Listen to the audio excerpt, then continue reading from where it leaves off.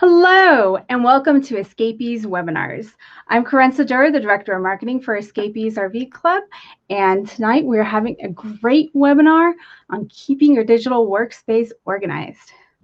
So just to give you a little information, we do these webinars about once a month. I think we're actually doing it twice a month this month because there are enough Thursdays. And Wednesdays, sorry. We rotate them with our virtual campfire, which we're having next week, and virtual Wednesdays, which are more event fun-filled things. So tonight we are doing tools for keeping an organized digital workspace with Dani Schnakenberg. And Dani is an excellent person for this because this is what she does. She is a business systems strategist. And what that means is that she's going to keep you organized with systems and processes. After 10 years in entrepreneurship, she knows it's not all about the hustle and grind, and it's the systems and processes that allow us to grow our business and to live the life we want, including in an RV, just like she does. So without any further ado, let's bring on Dani. Hey, Karenza. Hello. How are you tonight? I'm good. How are you? I am good. I'm excited for this one because I've gotten a little preview and I know that there is some stuff I did not know about and was pretty interesting and I think could be really helpful. So I'm excited for you to share this with everyone. Awesome. I was excited that I stumped you with a couple.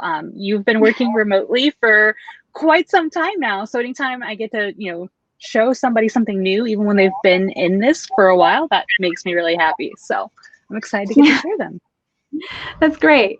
And a little housekeeping here, guys. We are going to have a presentation. Dani's going to share all of these things. And afterwards, we will have time for some questions and just general Q&A about keeping organized and about any of the tools she's talking about.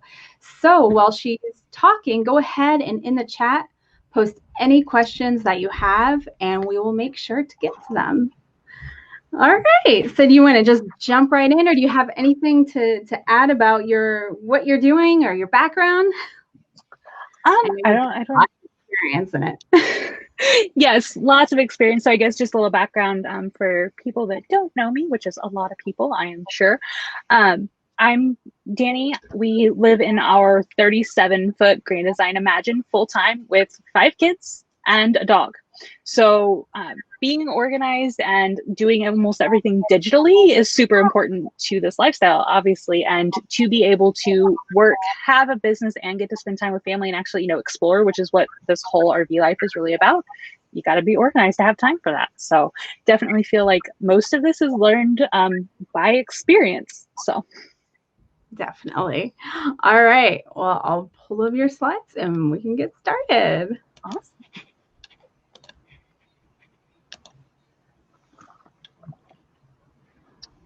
All right. So we're talking about tools for an organized digital workspace tonight. And you actually might notice this isn't actually slides. This is built out in Notion, which is the first tool that I'm going to be talking about. I really believe that having a organized digital workspace really begins with having a digital hub where everything goes. One of the things that I find that helps us feel when we're really feeling scattered, one of the reasons we do is because we end up with tools for everything. There's that saying, there's an app for that. And just because there is an app for that doesn't mean you necessarily need to have that app. So for me, having a digital hub is really important. And Notion's the tool that I've gravitated to for that. So being scattered over multiple apps just isn't really acceptable at this point. There's no reason for it, and it just adds to the constant, like all the open loops in our head and that scattered feeling. Like there's just no reason for it. Like we already have so many distractions in our life that we don't need to add to it. So reasons I love Notion, it's flexible. I can store information in almost any format and organize it however I want. So whether it's audio, it's images, it's text things, any type of data can go into it, which I really love because so many of them are very limited. Like they only take, like you can only store photos or photos and text. So being able to toss it in there and then organize different pieces together, something I really love about it. And then it's shareable. So sharing with family members. So if you put out, one of our favorite things is to do our campgrounds. So all of our future reservations and stuff, which is really easy to share with friends if they want to see where we're going to be and maybe meet up, or share with family back home so they can keep tabs on where we are, or even down to like sharing a grocery list with my husband, or a client portal with clients. Like, it's very shareable in small chunks so that you can share the right things with the right people. And then, of course, it's usable, which sounds funny, but so many other systems are meant for storing and organizing information. And with Notion, you actually get to use the information that you've so painstakingly gathered. I call it my reliable external brain. So I actually was recently diagnosed with ADHD, and I constantly refer to Notion as the glue that holds my ADHD brain together. So I love that I can put down thoughts and ideas and quotes I've come across, and then 3 months later, when I'm writing a blog post that's related to that topic, I don't have to depend on my brain, which is kind of wholly like Swiss cheese, to remember those things, to draw those connections. I have a built-in system for that. So many systems, like if we're putting things down in a notebook, or even like something like Evernote, it's great, the information's there, but it only works if we remember to go back and look for it. And this way I can build in systems that look for it for me, which I find amazing. Which, speaking of amazing, second tool on the list, Amazing Marvin. So Amazing Marvin is a task manager, and it's really unlike any other task manager that I think I've ever used, and I've used them all. I loved systems and built a business around systems before having any idea I had ADHD, and that kind of opened up why I'm good at systems, because it's been a coping mechanism. It's how I functioned. I was always looked at as like driven and ambitious, but it was really just I had systems and I move really fast. So finding a task manager that can keep up with that and be flexible was really great. So that is the reason I love it. It's flexible. If you've ever like, oh, I want to start organizing my task list this way, it usually involves finding a new planner or a new app. Like, you can't usually flex how you are organizing things without moving to a new system. And Amazing Marvin has that within it. You can switch to a whole new way of organizing your tasks without switching to a new app and having to re-import everything. It's super customizable. It can be as simple or as complicated as you need it. Recently had tried ClickUp, just because I have clients that wanted to use it, and God, that was overwhelming. So many bells and whistles and things that I just didn't need and that the client didn't need, and there was no way to really turn them off and simplify it to what we needed. And I love that in Amazing Marvin, you can do that. They have what's called strategies, and you can turn them on and off, down to like being able to estimate your time, track your time, the way things are organized and tiered and sorted. You can turn on all of these, they call them strategies, as much as you want. So you can have it be as complicated or as simple as you want it. And of course, it's ADHD friendly. If you have ADHD, you have issues like procrastination, trouble prioritizing, and it really does have tools that help with all of those, and a lot of gamification within that. So I do love that. And then we're going to get into two really obvious tools here that I think are super core to having an organized digital workspace, and that's Google Drive and Google Chrome. So Google Drive, I cringe anytime someone's still using Microsoft Word and they're in a collaborative space. So if we're working digitally, we are typically collaborating with somebody, whether it's clients or coworkers, and using something like Microsoft Word is just a little bit outdated because we constantly have to decide, like, is this the most recent version of a file? Did I get the updates you sent? It's very clunky these days. So I really love Google Drive because it's real-time collaboration and being able to edit on the fly with a coworker. So if my assistant is helping me, with proofreading email series that are going out, or if I'm working with a client, being able to make those edits and not have to resave, resend, make sure the name of the file says that this is the updated as of whatever date, like all of that is cut out. And I love that. And it's always up to date. You have autosave, you have revision histories. So like, even if you accidentally delete an entire thing, like it's still there in the version histories. And the autosave helps, especially there's offline work too. So for those of us that are nomadic, we don't always have internet connection, so we can work offline and not worry. It's still going to save, it's still going to upload, we're still going to have that version history, and it really can just save our bacon sometimes. And then of course, everything works together. So within Google Drive, you have docs, you have spreadsheets, you have slides, and they all work so nice and neat together. I never thought I would be giddy that I could take a set of cells in a spreadsheet and embed them in a slide or a Word document and be able to edit them and update them without copying and pasting all over again. It seems minor until you have to do reports for people and put them in another method. Like, everybody doesn't like to look at a spreadsheet. You just want to take that little section and put it over. But all of them work together like that. And it's such a fantastic thing. The other thing that I didn't mention here in the slides about Google Drive is that you can organize a file in your folder system, and then that file is shared with somebody else. And they can organize it in their own file structure. So just because your brain works one way and wants to organize maybe by project, but they like to organize by date, same document, same live edits, totally different organizational file structures, but it all still works. Cannot tell you how much I love that. And then, of course, continuing with the Google theme, Google Chrome. So I'm an Apple user, but I kind of hate all Apple's standard apps. I don't use Safari or iCal or any of those. Google Chrome is really the most powerful of the browsers when it comes to being able to work efficiently. I do like Firefox, but I find myself defaulting back to Chrome time and time again. Your browser is the thing you use the most during the day, so it should be a help, not a hindrance. Boundaries is a great thing. That's one of the reasons I love it. There's actually a section at the top where you can have people.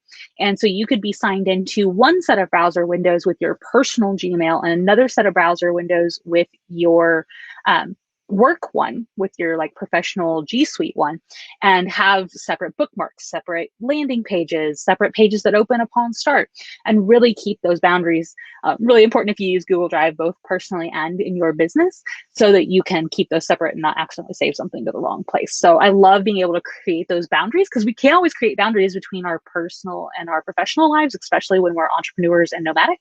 It all kind of bleeds together. So creating boundaries where we can is important. Extension. So I made the joke earlier, there's an app for that and it doesn't mean you need it. There's an extension for that too. And there are some really awesome ones. I like Forest for focusing, and it also blocks sites that you don't need to be on during that time. LastPass, Grammarly, OneTab, so many amazing extensions that just make your life easier. And so those make the browser more of a help than a hindrance. And then Omnibar. So that's the search, the URL bar in Chrome. It's called the Omnibar because in most of them, it's meant to simply be where you put a website address. In Chrome, it automatically searches Google. It can do math, conversions, tell you what time it is in another time zone, so many things with just a few keystrokes that Omnibar can do. And one of the things that I really, really, really love is that when you get a bunch of windows and tabs open, you might have something open in another window that you buried under 6 other ones. So instead of it opening up in a new tab and you ending up with yet another instance, it will tell you, hey, you have this open, and just take you straight to it. Really, really helpful. And then the fourth reason I love Google Chrome is syncing. So especially when we're nomads, we may work off a couple different devices during the day. And even when we're not nomads, like if we had a recipe open on our laptop and then we're at the store and we need to know what one ingredient was or how much of something we needed, we can pull it up on our phone and grab that same link because we had it open on our laptop. Even if we closed it, it will still be in the recent and we can pull it in the browser on our phone. So really great if you're moving from device to device and need to be able to pull something you had open recently. So really, really love that. So now we're going to get into some tools that are a little bit more specific in what they do. So Acuity scheduling is one for keeping your calendar organized. Time is a non-renewable resource and your calendar should be sacred. So if you are booking things with clients, coworkers, having a tool that allows you to put in your availability, set some boundaries, and then people can book based on their time zone and when they're available, it takes all that back and forth out. So you get to set, I'm only available on this day at, maybe 1 to 4. So you get to set those boundaries so that you can protect your time and still have time to get your work done, and people can't just schedule whenever. But it also means you can send a link and they can figure out when they're available or if they need to reschedule the same thing, versus all that back and forth of, wait, what time zone are you? Does this work? No, how about this? Cut all of that out. So I really love that. It's basically like having an assistant to do your scheduling and you're just outsourcing it with a link. And then the other thing is we get a lot of those people that are like, oh, well, I just want to pick your brain about this. And that's a total soapbox thing of mine. I definitely believe there's a time and place for helping out friends and colleagues and, allowing that dynamic to happen. But more and more, it's a way for people to get free consultant work on something that you've spent a lot of time, years, decades building an expertise on, and they want to pick your brain for free. Having it set up to have a pick my brain appointment in Acuity and require payment for that, even you can set it to like whatever they want to pay. Just kind of sets that boundary with people that your expertise was hard won. You didn't just wake up one day knowing things, and being able to, again, protect that boundary and protect that time on your calendar. And like I said, no more scheduling tennis, no more of that back and forth. What time zone does this work? It just saves you time. And having an organized calendar is 100% worth it. Loom. A video is worth 10,000 words. Loom works both as a desktop app and as a Chrome extension, and it allows you to record your screen, make a video of yourself, or do both. So like how right now I'm in the corner and you can see my screen with just like 2 clicks of a button. And then instead of having to deal with like downloading the video, like if you were to use QuickTime or something, and then uploading it to YouTube and then getting a link and dealing with all that, it's just automatically available with a link. No uploading, you just grab the link and go. And then people watching it can even reply, and the timestamp is replied. So if you were working through, like maybe you're a web designer and you're working through like a walkthrough to explain a new setup to your client and they comment, you don't have to wonder like what were they commenting about? Like it's timestamped. So you can go and see, okay, I was looking at this when they commented that, and it puts feedback within context. So it really just speeds things up. It can also be great if you are maybe reaching out to customer service for a company and you need to show them what's going wrong versus 6 emails back and forth trying to do it through typing. Just really speeds things up. Also great if you're outsourcing something to record the process of how it's done. Anywhere it can cut down time by grabbing that verbally, adding that explanation, adding the visual, adding the verbal, can really cut down on back and forth communication and just save you time and make your life easier. And then there's Friends. We have so many communication apps. There's Messenger, there's DMs and Instagram, there's Slack, there's Skype, so many things. And obviously having all of those apps on our computer slows them down, especially if we have them open. So Friends is an all-in-one. It brings them all into one app, one pane, so that you can have all of those at your fingertips at once, which also means you can shut them all off at once when you need to focus. I don't know how much more I can say about that. I feel like that one's pretty obvious, but being able to combine all of those messaging apps into one thing and turn them on and off at once, fantastic.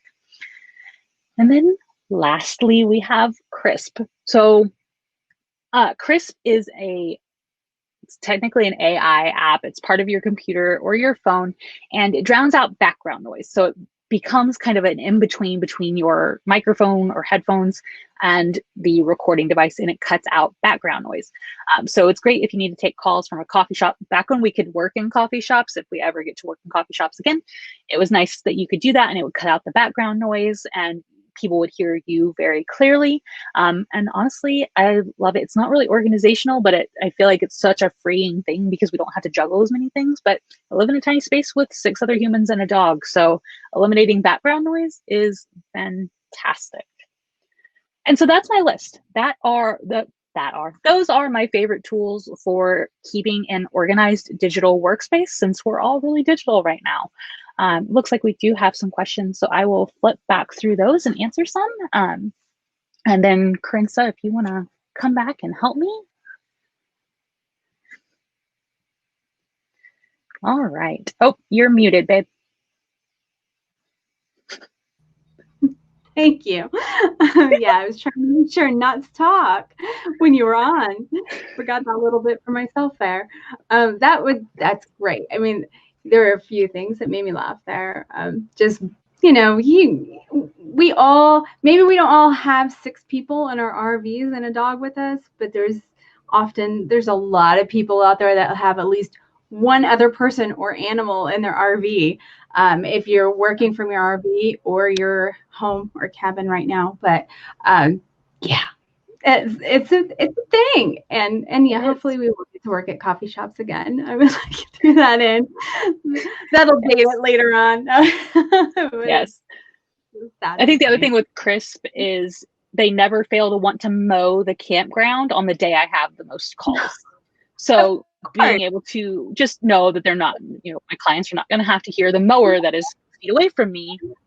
Love that, because it never fails. Never fails. Last week they might have done it on a Wednesday, but rest assured, whatever day this week I have calls is the day they're going to mow.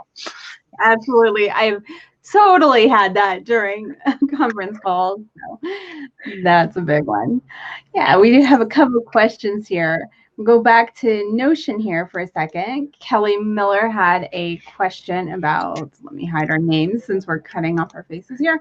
How does it compare to Microsoft OneNote, which is what so OneNote, OneNote is very similar to Evernote as well. Like those are kind of group those together, and they allow you to have a document organized within a notebook, and you can typically, have layers within that and subpages.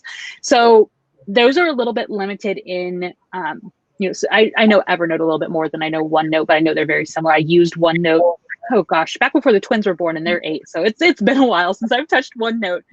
But I know it hasn't changed a whole lot, but you're kind of limited in what you can do and how you can organize within those. So Notion has a lot more flexibility with their databases. So being able to connect things that are essentially in OneNote with things, not in OneNote, the program, but in a single page within the system to things that are in another page and making them all work together. There's a lot more integration that happens and a lot more flexibility and the formatting and the way you link things in.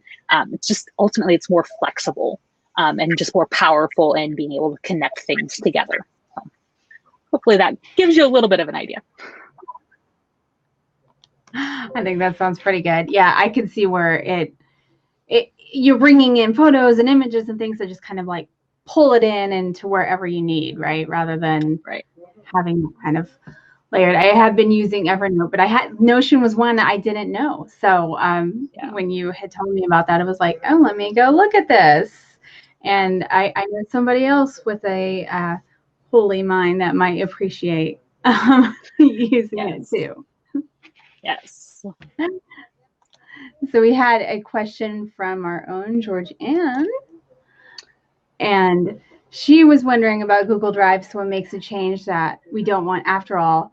Does a revision history work even after we log out, maybe a few days later or more? And it looks like we have a former teacher who also depended on it. And it's like, yes. Yeah. So those revision histories are there for the length of the document. So I worked with a company last year that had documents 3 or 4 years old, and I was able to go back in the revision history, back to the beginning of the document and pull old information. So yeah, really easy to revert changes back for quite some time. Logging in, logging out has absolutely no bearing on it. The revision history is just there, and it's fantastic. That's great. Yeah, we there are definitely times when we are working back and forth on documents, and then that's one of the things just working in collaborative environments that I found before Google Drive. Now I'm dating myself, but but somebody changes something and then you're like, that shouldn't have been changed. Don't save over that. Yeah. So I'm always hiding a copy in another folder just in case. And so that we have the copy that doesn't get touched, and then the one that if somebody messes up, I've got the original. Yes. So that helps. You don't have that. So one of my favorite features when it comes to this in Google Docs specifically is that you can give somebody access to suggest changes. So it will show the changes as suggestions. It won't actually make them. And then the document owner has to approve the changes. I love that. There's been so many times I've sent that to people and been like, you are allowed to comment or you are allowed to edit or suggest, but you're not allowed to actually make changes. And you get those levels, which is super helpful. Yeah, that would be great. All right. Well, and let me see if anybody else has any questions. You guys pop them up. in the chat here, where she's been talking about these tools we discussed, but just if I would say too, if you're curious about how systems help within a business, she's your gal. She knows it. So she can help answer some of that stuff, like why you, well, let's just ask you, why would you want some systems and processes? How does that help with your business and even working remotely? I mean, I'm not owning my own business anymore. I'm actually working for Escapees, but there are tools that I could use with Escapees, but there are also tools that I use on my own too, just to keep myself organized. Oh, absolutely. So, I mean, I think the biggest thing that strikes me about working remotely, or I mean, just even whether you're nomadic or not, but working for yourself, working from home, is that there's no boundaries. Like that's kind of the biggest thing that I see, whether you own your own business or you're just working for somebody else from home, is that all of a sudden we have zero. So having systems and processes both allows us to have boundaries and to reduce the amount of time we're spending on things, which makes having boundaries easier too. So if we have a system around how we handle our inbox, that means our inbox isn't going to intrude when we are, sitting down to have dinner with our partners or trying to go out and enjoy a wonderful socially distanced hike. So being able to have those systems and process to reduce the amount of time and friction that we're spending working is probably like the biggest benefit of all. It allows you to close loops in your brain. It allows you to actually rest and relax because you know that everything is handled. Because that's always it, right? Like we sit down and we're going to watch a show or a hobby, something like that, but our brain is just rolling with like all the things we need to do, all those open loops. Did I write that down? Did I take care of that? Do I have time to do that? And so when you have systems and processes in place, all those loops are closed and your brain's like, oh, we can relax now. So being able to know that everything is handled, everything is where it's supposed to be. And a part of that is you can have systems, but if they're too fractured, your focus is fractured and your brain doesn't trust them. So that's why it's important to have both systems and processes. Because if you have one without the other, you have fractured ones, your brain doesn't trust them, so it still won't shut off. So that's kind of a side point on that. But that's the biggest reason you need those when we're working remotely. Yeah. Yeah, that makes total sense. I have to get everything out. I at least have to have it written down, the stuff that I have like going around in my head of things to do or whatever has to be finished somewhere before I can rest. Like otherwise it's just going in my head like, don't forget. So yeah. Yep, that beautiful open loop, and our brain will just repeat it and repeat it and repeat it, which means it's taking mental bandwidth away from the other things we want to do. So not fun. And then, I mean, the systems save us time. So if you're working from home, like I said, no boundaries. So like work will just bleed from the moment you get up to the moment you go to bed. That email is going off, you're at your computer. So having those systems and processes just shrinks that time back down. And then you do have time for fun things instead.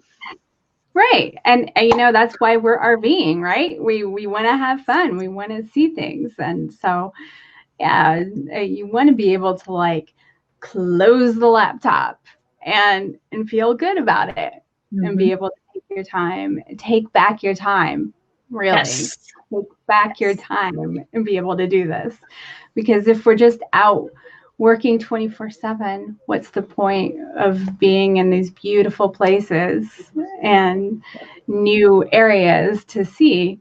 We don't get to. That's hard. It's always Go ahead.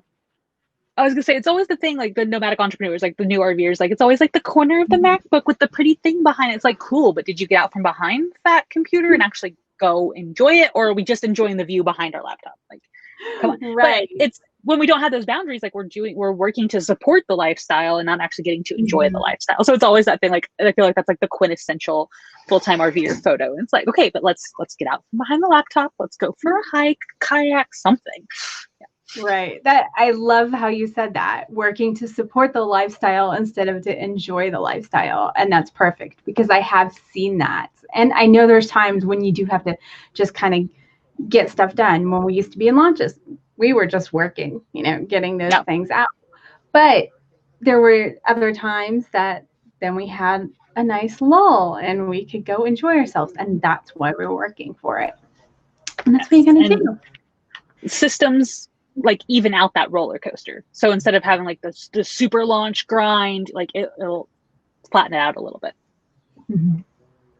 So we have two questions that actually have to do with like syncing or working with Google Calendar, another Google product that a lot of people rely on. I mean, I do. I will be honest, I do. Same. That Google Calendar rules my life.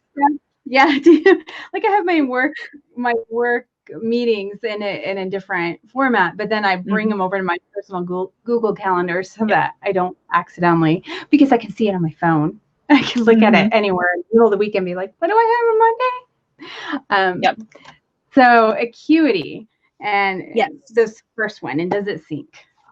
Yes. So Acuity syncs with Google Calendar, iCal, 3 versions of Outlook, basically all the big ones it does it with. And so it's really nice because it will add the appointments that come in through Acuity to that calendar, but you can also set it up with a 2-way sync. So if you have, like if you said I'm available from 1 to 5, but you already had something like a webinar or something at 3, it will read back and say, oh, you're busy then. So it syncs both ways, which is fantastic. And it does that with all iCal, Outlook, and Google. So syncs beautifully with those. That's great. Yeah, that 2-way is nice too. So change something. All right. And the next one is about Amazing Marvin and if it works with Google Calendar so you can make tasks more actionable by slotting time for them in your calendar. So yes, it does. But what I found is there's actually a calendar in Amazing Marvin that I feel like is a little bit more intuitive and within context for doing that. And that's actually primarily how I use it, because the tasks that I actually need to accomplish are most of the time existing in Notion where my projects are, but I'm planning out my time in Marvin using their calendar feature. So those are features you can turn on. So I do have it. It syncs with my Google Calendar and pulls in the events so that I know when I'm looking at my week that like I have to deduct the time for those events. I can't plan 14 hours when I only have 4 hours to work because I have 6 hours of calls. Those numbers weren't right. I wouldn't have 10 hours, but with that in mind, like it does that. And then you can take tasks and slot them in there. And then you can have it sync back to your Google Calendar, but I find that's kind of redundant. Like if you're going to plan it in Marvin, you might as well just use it in Marvin. They do have a great app as well. So while yes, it does do that, I do find it a little redundant. But I'm all for the pulling it into the time slots because that's how we know things are going to work. So like using those time estimates and the time tracking if you don't know how to estimate yet, and being able to slot those in so that it's, okay, I get to work on these things in the morning. I have time to do them. Not, oh, I'm going to do this all Tuesday afternoon, only to realize that there's no way you are ever going to get half of that done on Tuesday afternoon. I see. Okay. So it really helps you break down that stuff a little bit more so you can realize what it is you actually have to do. So calendar can just block out your time. Just take those chunks. So, I mean, it syncs over and tells you what's on your calendar to help you take that into account. And like I said, you can sync the tasks back, but at that point, just don't understand why. But yeah, if that's how you like to do it, it does work. But at that point, you might as well just build them in Google. Right. Okay. All right. Perfect. And I know, was it Franz that you said for the? Yeah, I don't know which way they say it, but yeah. Oh, that one I have got to install that this week because like you said, so many ways. I'm on so many things during the day to check and make sure everything's going well and we're talking to each other. So that one looked very, very promising in our household. We're like, told Brandy, was like, ooh, what? And so that's definitely one that's going to be used around here, I think. Yeah. I think does anybody else? Oh, just checking for any questions and then go ahead. Yeah. I don't see. So if anybody's got them, ask, but I'll say one more thing about friends while we're talking about that. Was the catalyst for me finding that was everybody wants to communicate via Facebook Messenger. And other than having it on your phone, the only way to have it on your laptop, there is an app now, but it is so buggy and they take it down and put it back, take it down and put it back. But otherwise, you have to have Facebook open. And even if you use, that's a Chrome extension I use, blocks out the feed so that I don't get distracted, but then there's notifications and then you're in your groups. So even with the feed blocked, there's such a rabbit hole with Facebook, but you still need the Messenger open. So I was trying to find a solution to how can I have Messenger without having Facebook, and that was how I found it. And then when I realized like I can add Skype, because I never remember to open Skype. I have like 3 clients that use it and their messages will linger forever because I hate Skype. So being able to have all of those open together, and then when it's time to focus and work, I don't have to close a million darn things. I can just they even have like a turn off notification, so like you don't have to turn off the whole thing. You can just tell it to not bug you for a while. So love that. I think that makes so much sense. And that's exactly why I was like, ooh, excited about that, because I don't like to have Facebook up on there. So I end up with my phone beside me so that I can see Messenger pop up, because we do use it even for work and stuff when we're talking about social media and stuff. I need that. But we have But Slack. then you pick up your phone. Yeah. Right. And then I pick up my phone and there's other notifications. And so, yes, I think that will be immensely helpful. Would be great. Well, this looked like we don't have any more questions, but I think this has been wonderful and I've gotten a lot out of it. I hope all of you have gotten a lot out of it and you'll try some of these tools. And if anybody has any questions or wants to learn about them again, I'll see if Carrie and Georgia might put some of these links to some of the tools right in the chat here. And you will be able to watch this replay right afterwards. So you can go back on anything you missed and rewatch that section where she talks about it and why, and then go check out the tools, see if they make sense for you. They might help your life. So where can we find you, Dani? So my business is simplifiedbusinesssystems.com, and that's the website.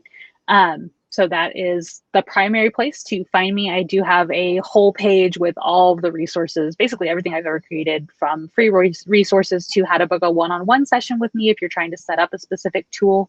I am an Acuity certified expert, so I do a lot of work with Acuity scheduling, but also other things. And I do also have a Facebook group called the ADHD Entrepreneur. Non-ADHD people welcome. If you fight with procrastination, trouble prioritizing, by all means, come join us. You don't have to have ADHD, but we do talk about kind of neurotypical things that fit if you don't quite fit in the box of normal productivity over there. So by all means, come join. We are constantly talking about Notion in that group, and I do have a course specifically on Notion for anybody that's interested in jumping in on that tool specifically. So nice. That I didn't know that you had that going on. So it's pretty new. So okay. Yeah. That's awesome. Well, guys, thank you so much for joining us tonight, and give Dani, check her out if you need some help with systems or want to learn more. Join the group for ADHD, especially. I think that would be helpful for those who need that, like, want to talk about it in a different way. And some of these tools sound great, so I'm going to check those out. And we'll see you next week for the virtual campfire right here on the Escapees RV Club page. So see you next Wednesday.